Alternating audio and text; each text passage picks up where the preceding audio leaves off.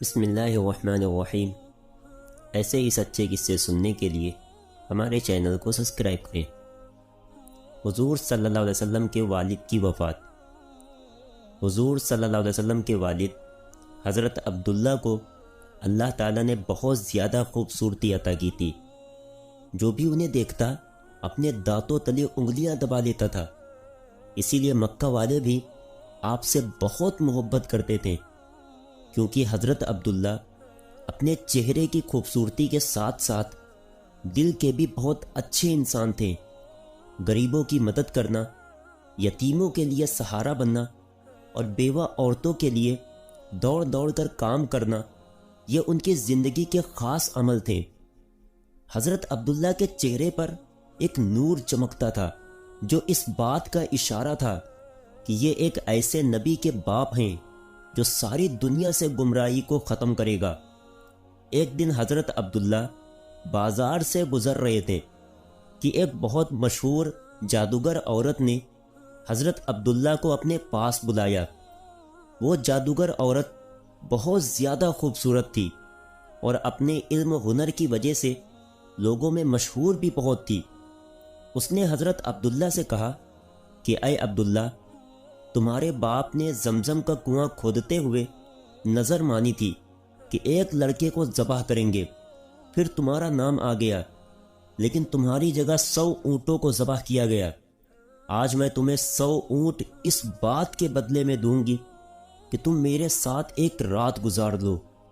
حضرت عبداللہ نے کہا، ارے نہیں، یہ گناہ کی بات ہے، میں ایسا ہرگز نہیں کر سکتا، مجھے مرنا گوارا ہے، لیکن یہ گندا کام کرنا میں کبھی گوارا نہیں کر سکتا۔ اور پھر حضرت عبداللہ وہاں سے اپنے گھر کو چلے گئے۔ کچھ دنوں کے بعد عبد المطلب نے اپنے بیٹے عبداللہ کی شادی مدینہ کے ایک بہت اونچے خاندان کی لڑکی حضرت آمنہ سے طے کر دی، اور پھر کچھ دنوں کے بعد دونوں کی شادی ہو گئی، اور حضرت عبداللہ بی بی آمنہ کو لے کر اپنے گھر آ گئے۔ اسی دن شام کو حضرت عبداللہ کو وہی جادوگر عورت بازار میں پھر سے ملی، اور وہ کہنے لگی کہ اے عبداللہ، میں کوئی بدکار عورت نہیں ہوں، بلکہ میں ایک شریف گھرانے سے تعلق رکھتی ہوں۔ میں نے اس دن جو تم سے کہا تھا کہ میرے ساتھ ایک رات گزار لو، وہ صرف اس وجہ سے کہا تھا کہ میں نے تمہارے ماتھے پر آخری نبی کا نور دیکھا تھا۔ میں چاہتی تھی کہ وہ نور میرے پیٹ میں آ جائے اور میں اس نبی کی ماں بن جاؤں، لیکن تمہاری بیوی آمنہ اس میں بازی لے گئی۔ حضرت عبداللہ اپنی بیوی آمنہ سے بہت زیادہ محبت کرتے تھے۔ حضرت آمنہ بھی بہت زیادہ خوبصورت تھیں۔ شادی کے 2 مہینے بعد ایک رات حضرت عبداللہ نے اپنی بیوی آمنہ سے کہا کہ اے آمنہ، مجھے 3 دنوں کے بعد ملک شام کی طرف کاروبار کے لیے سفر کرنا ہے، تاکہ کچھ پیسے کما سکوں اور اپنے پیدا ہونے والے بچے کے لیے کچھ چیزوں کا انتظام کر سکوں۔ حضرت آمنہ نے کہا کہ آپ چلے جائیں گے تو میں اکیلی کیسے رہوں گی؟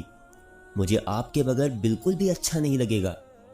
حضرت عبداللہ کہنے لگے کہ اے آمنہ، تم پریشان نہ ہونا، میں بہت جلدی واپس آ جاؤں گا اور تمہارے لیے خوب اچھے تحفے لے کر آؤں گا۔ اور پھر 3 دنوں کے بعد حضرت عبداللہ نے اپنا سفر کا سامان تیار کیا اور اونٹ پر بیٹھ کر ملک شام کی طرف چل دیے۔ جب وہ گھر سے نکل رہے تھے تو حضرت آمنہ دروازے کے پاس کھڑی اپنے شوہر کو امید کی نظروں سے دیکھ رہی تھی اور آنکھوں ہی آنکھوں میں ان سے کہہ رہی تھی کہ جلدی آنا، مجھے آپ کے بغیر بالکل بھی اچھا نہیں لگے گا۔ حضرت عبداللہ کا اونٹ چلتا جا رہا تھا اور حضرت آمنہ دروازے پر کھڑی اپنی محبت کو دور جاتا دیکھ رہی تھی۔ حضرت عبداللہ 10 لوگوں کے قافلے کے ساتھ ملک شام کی طرف روانہ ہوئے۔ راستے میں ان کی طبیعت خراب ہو گئی اور مدینہ ہی میں اپنی نانی کے گھر رک گئے۔ وقت گزرتا گیا۔ حضرت آمنہ ہر روز اپنے شوہر کا انتظار کرتی اور ہر آنے جانے والے سے ان کی خبر معلوم کرتی کہ میرے شوہر عبداللہ کب آئیں گے، لیکن ان کو کوئی صحیح جواب نہ ملتا۔ جب بھی مکہ میں کوئی قافلہ تجارت کر کے واپس لوٹتا تو حضرت آمینہ گھر کے دروازے پر کان لگا کر کھڑی ہو جاتی کہ شاید میرے شوہر عبداللہ آ گئے ہیں، لیکن بعد میں خبر ملتی کہ عبداللہ اس قافلے میں نہیں ہے۔ 2 مہینے کے بعد ان 10 لوگوں کا قافلہ مکہ واپس لوٹا جن کے ساتھ حضرت عبداللہ گئے تھے۔ ان کے مکہ پہنچنے کی خبر ایک دن پہلے ہی مشہور ہو گئی۔ یہ سن کر حضرت آمینہ بہت خوش ہوئی کہ میرے شوہر واپس آ رہے ہیں۔ عبد المطلب بھی بہت زیادہ خوش ہوئے اور لوگوں سے پل پل کی خبریں لیتے کہ وہ قافلہ ابھی کہاں پہنچا ہے، کیا کر رہا ہے، کتنے دنوں میں آئے گا۔ جس دن یہ قافلہ مکہ پہنچنے والا تھا، اس رات حضرت آمینہ نے خوب اچھے کپڑے پہنے اور بہت اچھی طرح تیار ہو کر گھر میں بیٹھ گئیں۔ حضور صلی اللہ علیہ وسلم اس وقت اپنی ماں کی پیٹ میں 4 مہینے کے ہو چکے تھے۔ آخر وہ صبح بھی آئی جب یہ 10 لوگوں کا قافلہ مکہ پہنچا۔ حضرت آمینہ دروازے سے کان لگا کر کھڑی ہو گئیں کہ ابھی میرے شوہر آئیں گے اور میں ان سے گلے مل کر خوب خوش ہوں گی۔ عبد المطلب کو بھی جیسے ہی خبر ہوئی تو دوڑتے ہوئے قافلے کے پاس پہنچے، لیکن حضرت عبداللہ نظر نہیں آ رہے تھے۔ پریشان ہو کر قافلے والوں سے پوچھا کہ میرا لڑکا عبداللہ کہاں ہے؟ وہ نظر نہیں آ رہا ہے۔ قافلے والوں نے جواب دیا کہ جاتے وقت مدینہ کے پاس راستے ہی میں عبداللہ کی طبیعت خراب ہو گئی تھی، اس لیے وہ مدینہ ہی میں اپنی نانی کے گھر رک گئے تھے، اس کے بعد ہمیں نہیں پتا۔ یہ سنتے ہی حضرت عبد المطلب نے اپنے بڑے بیٹے حارث کو کہا کہ اے حارث، جلدی سے اپنا گھوڑا نکالو اور مدینہ کی طرف سفر کرو اور جا کر دیکھو کہ میرے بیٹے عبداللہ کی کیا حالت ہے، اور پھر جلدی سے آ کر مجھے خبر دو۔ حضرت آمینہ کا دل آج پھر سے ٹوٹ گیا۔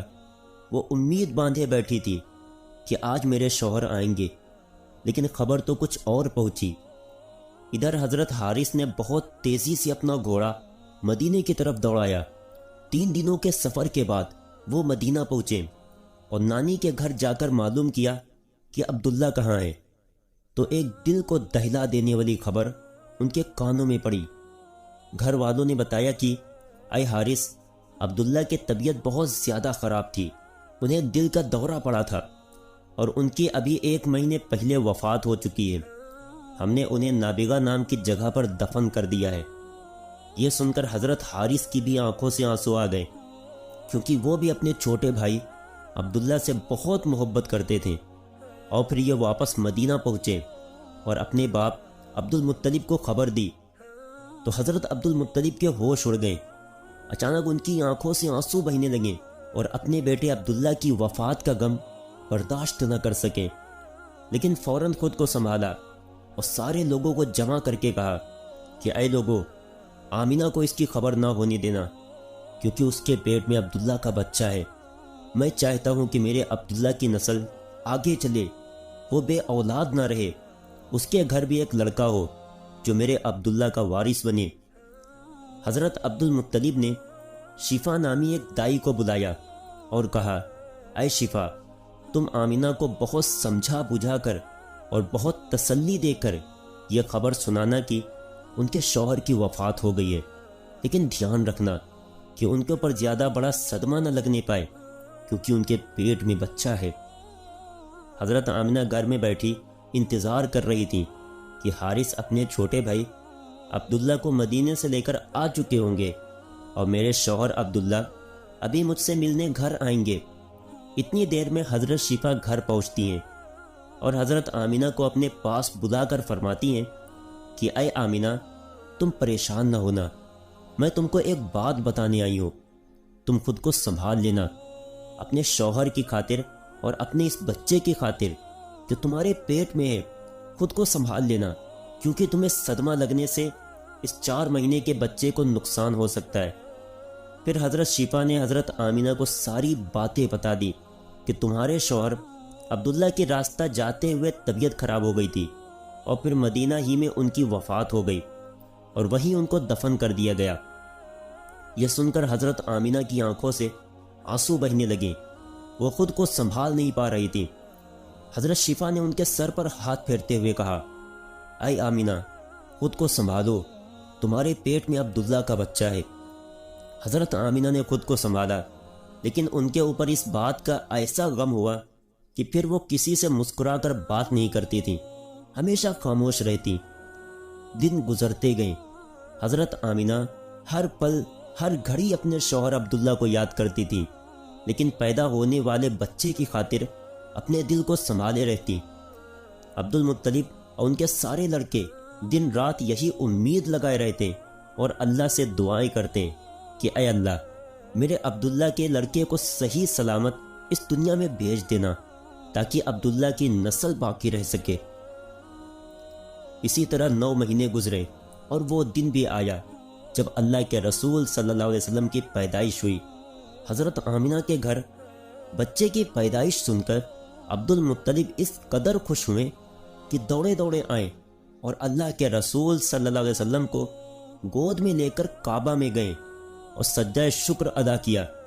پھر حضور کا نام انہوں نے محمد رکھا۔ لوگوں نے جب یہ نام سنا تو کہنے لگے، یہ تم نے کیسا نام رکھ لیا ہے، ہم نے تو آج تک ایسا نام نہیں سنا۔ عبد المطلب نے کہا کہ اے لوگو، تمہیں کیا پتا کہ میرے اس پوتے کی دنیا میں کتنی تعریف کی جائے گی کہ آج تک اتنی تعریف کسی کی نہ کی گئی ہو۔ حضرت عبداللہ کے سارے بڑے بھائی حضور صلی اللہ علیہ وسلم کی پیدائش پر بہت خوش ہوئے، یہاں تک کہ ابو لہب کو جیسے ہی اس کی نوکرانی نے آ کر خوشخبری سنائی کہ اے ابو لہب، تجھے بھتیجا مبارک ہو، تو ابو لہب اتنا زیادہ خوش ہوا کہ اس نے اپنی نوکرانی کو کہا کہ جا، آج سے اپنے بھتیجے کی پیدائش کی خوشی میں نے تجھے آزاد کر دیا۔